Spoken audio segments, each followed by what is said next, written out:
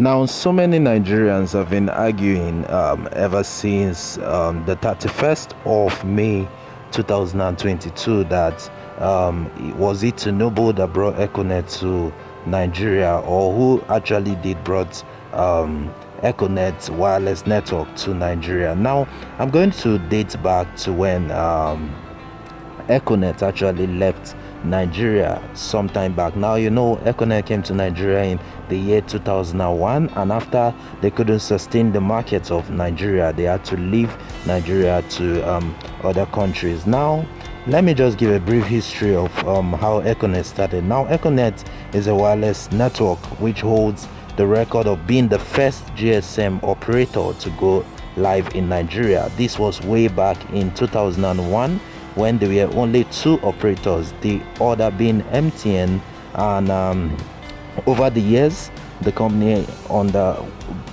had undergone so many changes of name and management that can hardly keep up. Now, the CEO and founder of Econet, who is Strive Masiyiwa, recently took to his blog to reveal his side of the story behind the company's downfall in Nigeria, and he said it's time to play by a different ethical set of rules.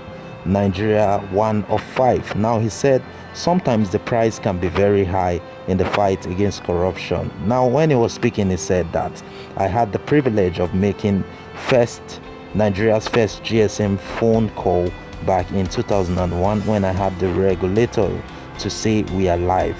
Who would have believed that then that Nigeria today would have more than 167 million mobile phones?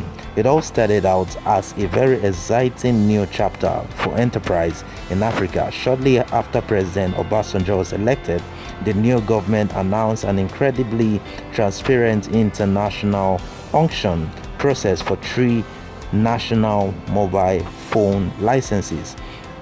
To participate in the bid, you not only had to raise money, but there had to be a member of the bidding consortium who was an experienced GSM operator. Econet Wireless met the requirement because of its experience in Zimbabwe and Botswana.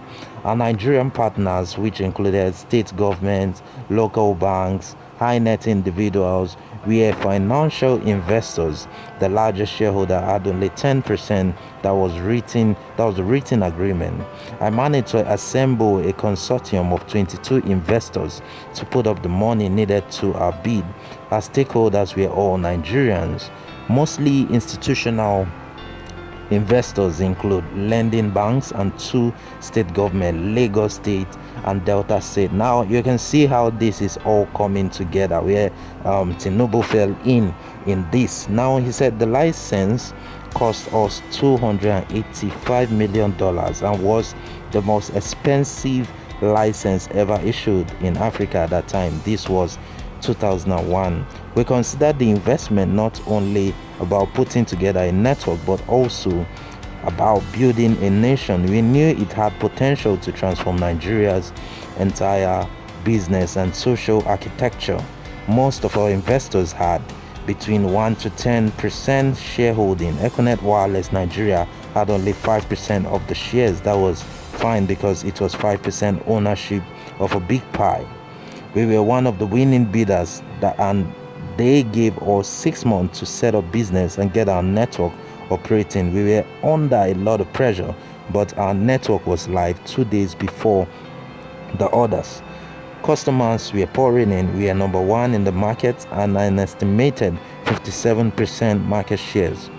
Then came the fateful day when I was told our company must pay a total of $9 million in bribe to senior politicians in state government who had facilitated the raising of money to pay for the license.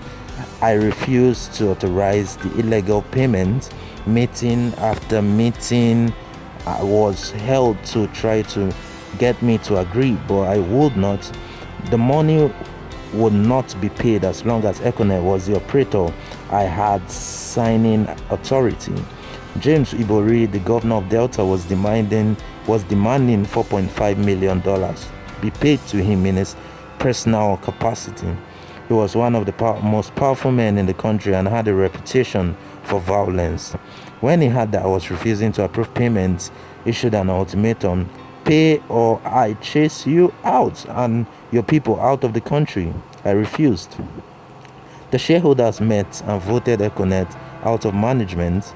They cancelled our management contract. James Ibori and his colleagues personally attended the meeting to remove us. After the meeting, one of them, a prominent local businessman, even today came up and said, unfortunately for you, God does not have a vote. I had to withdraw all my staff and families, 200 people in all. We left Nigeria. Most of our people had to be retrenched. The loss of contract almost drove us to bankruptcy as a group. They invited a big international operator to replace us as technical partners. They changed the name from Econet to V-Mobile. Within days of their arrival, the manager of the new operator signed off payments demanded as bribes. Then what happened? A few noble Nigerians had both the integrity and courage to carefully collect all the documentations on the movement of money and pass it all to me. There is a saying worth remembering in uncovering the trail of destruction, that is corruption. Follow the money. I bided my time. Then I wrote a letter to the United States Department of Justice. It was 2003. So guys, that was just a brief from the founder of Econet. He was stating his experience of how they came to Nigeria and they stepped out of Nigeria. So certain things are actually hidden, certain things are actually not made known to the public, and yes, that wouldn't be covered for now, but I'm sure you have a lot of comments, so please drop your comments in the comment section. Also, if you're new to this channel, you've not subscribed yet, please hit the red subscription button below. Also, you can hit the push notification bell so that you will be the first to get amazing updates as we keep dropping each and every day. Thank you so much, guys. See you soon. Do have a lovely day. Bye for now, guys. Enjoy.